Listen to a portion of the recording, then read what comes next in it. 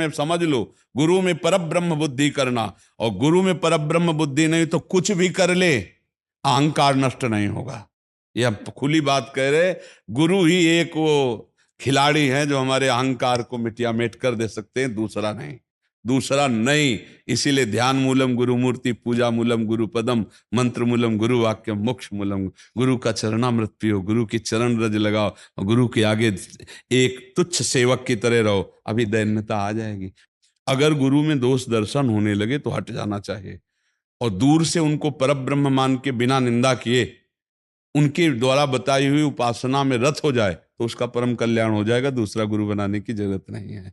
परमात्मा प्राप्ति के लिए गुरु कृपा है। हम तो आपको हाथ उठा के कहते हैं कि गुरुदेव की कृपा के बिना एक कदम नहीं चल सकते, एक कदम भी नहीं चल सकते। हम जैसे भूमि में ही कदम रख सकते हैं, ऐसे हम जीवित हैं, परमार्थ में चल रहे हैं तो केवल अपने गुरुदेव की कृपा से चल रहे हैं, किंचन मात्र कुछ नहीं। केवल वो ऐसे पकड़े हुए हैं तो हम चल रहे हैं, अगर वो ऐसे छोड़ दें तो धम्म से गिर जाए। गुरु कृपा ही केवलम, गुरु कृपा है। वो दैन्यता गुरु कृपा से आती। महाराज जी धन्य भाग है आपकी कि आप दैन्यता चाहते हैं। हाँ, परम कृपा है वैष्णव आचार्यों की। बस चुपचाप चलते रहिए, किसी की निंदा मत करना और किसी के दोष दर्शन मत करना, बस इसी से दैन्यता आ जाएगी।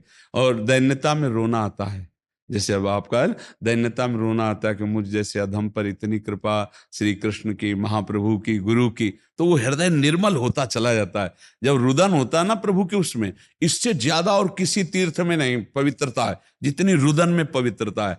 हाँ, रुदु सुस्वरम राजन कृष्ण दर्शन लालसा, जब अपने प्यारे प्रभु के लिए रोना आता है तो हृदय निर्मल, तार तार निर्मल हो जाता है। और कबीरदास जी कहते हैं कि बिन रोए किन पाइया प्रेम प्यारा अमित, कबीरा हंसना छोड़ दे रोने से कर प्रीत, बिन रोए किन पाइया प्रेम प्यारा अमित। पर भगवान की तीन प्रकार की लीला है, एक है सृजन और एक है पालन और एक है संहार, और तीनों लीलाएं होंगी, पक्का होंगी।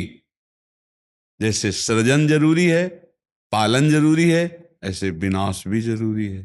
तो देखो, इस शरीर को कहा गया विनाशी और इस लोक को कहा गया मृत्यु लोक। तो भाई देखो, जो जन्मा है उसका शरीर छूटेगा, जो हमने कर्म किए उसके अनुसार हमें भोग मिलेंगे। अब हम भगवान से भजन के बल से, उनके प्रार्थना के बल से हमको क्षमा याचना करवा सकते हैं।